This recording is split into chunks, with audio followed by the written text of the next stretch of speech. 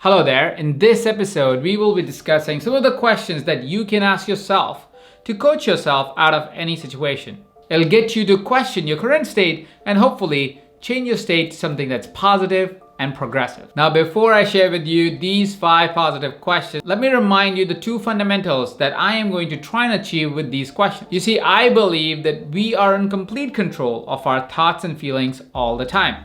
We may not be able to control what happens around us, but how we respond to it is completely in our control. Which is why these questions are designed to either bring awareness towards what you're thinking and what you're feeling in the moment, or for you to be able to take the ownership towards what you're thinking and feeling in that moment. Now, the caveat is that sometimes you want to feel the things that you want to feel. There is nothing wrong with fully letting the feelings sink in and experiencing them as they are happening. But sometimes when you do want to change those feelings, these questions will help. So let's get right to it. One of the common things that happens is often we have goals that we want to achieve in our lives, but for some reason, we are not able to achieve these goals. And when we are not able to achieve these goals, we tend to ask ourselves the question, why am I not getting blank? Why am I not losing the weight? Why am I not getting the money? Why am I not actually going to work? Why am I not asking the person that I love to go out with me? All of those questions may seem right on the surface, but the challenge with why am I not blank is that it doesn't have any action attached to that particular event not happening in your life. So when you ask yourself, why am I not losing weight? You may come up with excuses of why you're not losing weight. Whereas if you change that question and what I call positify that question, you will turn that question of why to how. You see, a why question, when not rightly placed, only asks for reasons why of something not working. But when you turn that why question to a how question, you can switch the narrative. And now you're putting yourself in a state of asking, what is it that I can do to be able to change that particular state? So instead of asking, why can't I lose weight? Ask yourself the question, how can I lose weight while having fun? Or why can't I make as much money that I want to make? Instead of that, ask the question, how can I make as much money as I want while doing the work that I really enjoy? You see, switching that question changes the energy associated with the question. A why question is a question that looks for blame and reasons. A how question looks for action. The reason why I asked to add a condition to your how by adding the element of while having is because when you simply ask how you would lose weight, you would come up with the most generic answers that you may have read, and you will just regurgitate it to yourself and eventually not really take action towards it. You want to make sure that your how is associated with something that you truly desire. You see, you don't only want to lose weight, you want to have fun losing that weight. You don't only want to make more money, but you want to do more meaningful work making that money. And that is an equally important part of this question than the how. You see, how you can make more money will give you an answer, but while doing work that is meaningful to you will give you the right answer for yourself. The second question more concerns with your feelings. You see, often we may feel feelings of sadness, joy, or loneliness, and so forth. All of these feelings are valid feelings, and I'm in no way suggesting that you submerge these feelings. What I'm going to invite you to do with this set of questions is to change those feelings around. The reason why I invite you not to suppress these feelings or push them under a rug is because if you do that, you are giving power to these feelings, which means one day they're going to come back with even more force.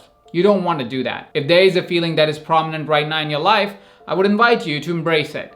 Feel it fully in your body, in your soul, through your body. But when it is time, when you've fully experienced the feelings and it's time to change those feelings, here are some guiding questions. The first question you want to ask yourself is, what am I feeling?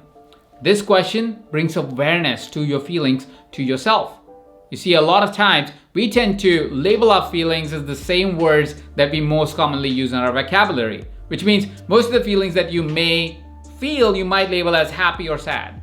But happy and sad is just the surface words as we use them more frequently and more commonly. You want to find the real feeling underneath it. Are you feeling not good enough? Are you feeling lonely? Are you feeling underappreciated?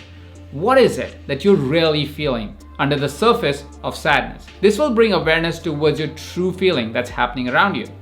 And then we can take ownership of that feeling by switching the question around. The second question you want to ask yourself that will help you take ownership of this feeling is, how do I want to feel? This gives you ownership and control of your feelings. This allows you to now make the journey that you have to make to go from a place where you are to a place where you want to go. Simply identifying and stating the feelings you have and you want to go for will help you chart a path to go from where you are to where you want to go. Often we find that life throws curveballs, which means it throws situations at us that are rather uncomfortable, rather unheard of, rather something that we would rather not have in our life. But they're there, and there's nothing much we can do about the circumstances and situations that happen around us. Now, while we have very little to no control around situations that happen around us because future is rather unpredictable and we can't really control lives of the people, what we can do is to control how we narrate that to ourselves and what do we do as a consequence of that situation that is occurring in front of us. This is where this question becomes really useful. When a situation is happening with you, your clients, or your family members, which looks and feels rather uncomfortable, instead of harping on the uncomfortable state of that situation, ask yourself, ask your clients, ask your family members, what's the good news in the situation? While the situation may feel uncomfortable, it always has an opportunity for us to see a learning experience, something that we can gain from, something that can be a reflective exercise that we can do that will make us a better human being. So every situation that may feel uncomfortable right now may have something that is a good news. The reason why we ask ourselves this question of what is the good news in this rather uncomfortable situation is because it allows us to be able to find something positive, find something to be grateful for in the moment, if nothing else for the experience of life, which allows us and helps us to move forward in our lives. This also brings me to my next question, the fourth question that also deals with rather uncomfortable situations that usually are only lasting a short period of time. Globally in 2020, we saw ourselves in a pandemic, which meant we all were rather uncomfortable through 2020 trying to figure out our health situation, our work situation, and so on and so forth. It was an uncomfortable situation, but it also taught us a lot of things, which is what brings me to my next question. How is it that the short-term discomfort supports my long-term happiness? Now I know you might say, Ajit, what are you talking about? We have hundreds of thousands of people dying. What it could possibly do that may be good in the future? I know I lost somebody that I knew during this pandemic because of this crisis. But what I do know is that it has inspired a lot more people to live a healthier life. It has inspired a lot more people to ask themselves the question as to how did they find themselves in a situation where they were reliant on a job that could not even support them during crisis. A lot more people have reorganized their lives, their family structures to fit a narrative where they could work from home and spend a lot more time with their kids and their loved ones. While this was a really uncomfortable situation for the world and we lost amazing, beautiful people, there was a silver lining that humanity learned from this pandemic. It is the same that happened in my own life. I have frequently wondered, what is this discomfort trying to teach me? And in the moment, it was always difficult to figure it out. But while that discomfort was discomfort, I learned to turn from it.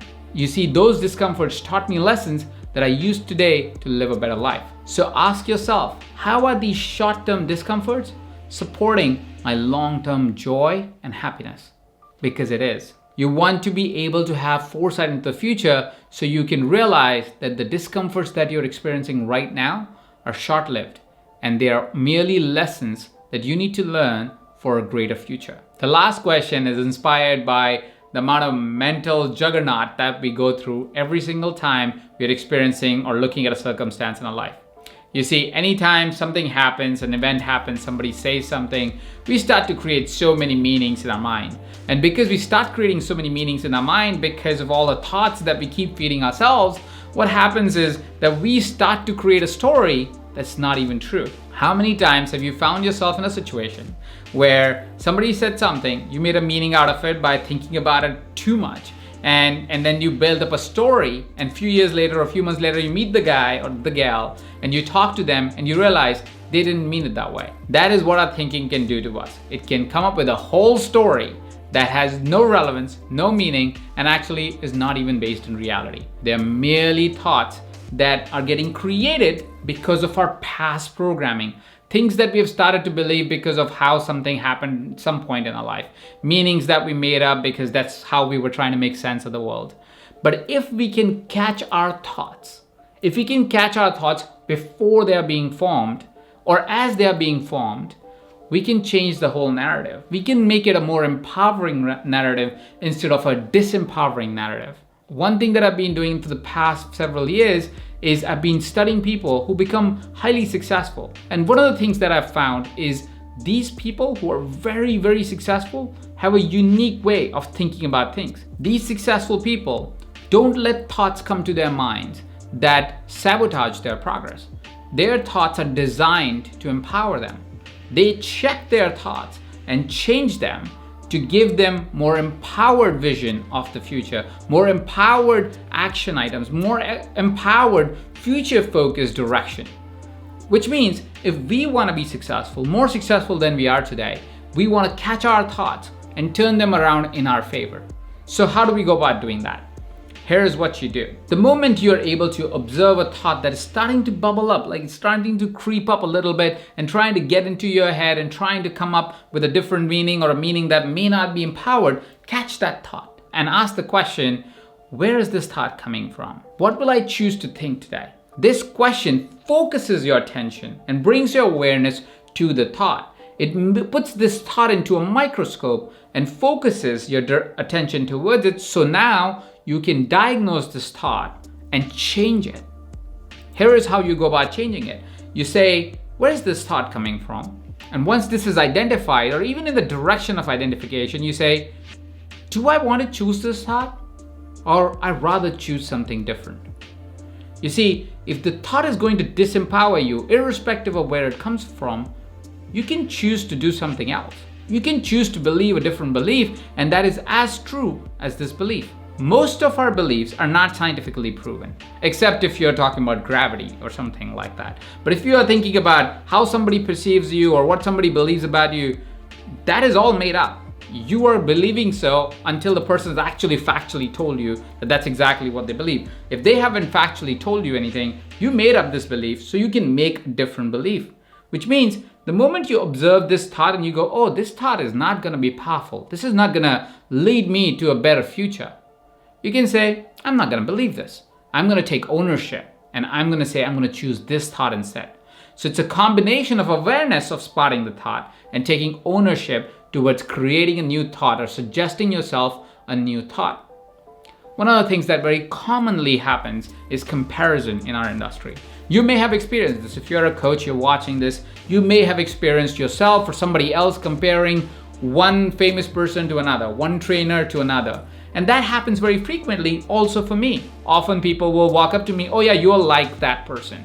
Sometimes my friends will say, oh, that person said it like this and I feel like more like that person, or you're more aligned with that person. And I realized that that's such a disempowering thought, because that thought, the moment somebody tries to implant that thought in me, the moment that thought is coming in, I have already reduced myself to somebody that I don't even know very often. Or I may have met once or twice in my life, so I barely know them. There is no reason for me to compare. Heck, there is no reason for us to compare anyone with anyone because, well, it's futile. But that thought was getting implanted in me when I started this journey of discovering myself more and building my coaching abilities. And I realized, hey, this thought is very disempowering. But I can, as soon as this thought comes, now I can take ownership and say, I'm a unique person.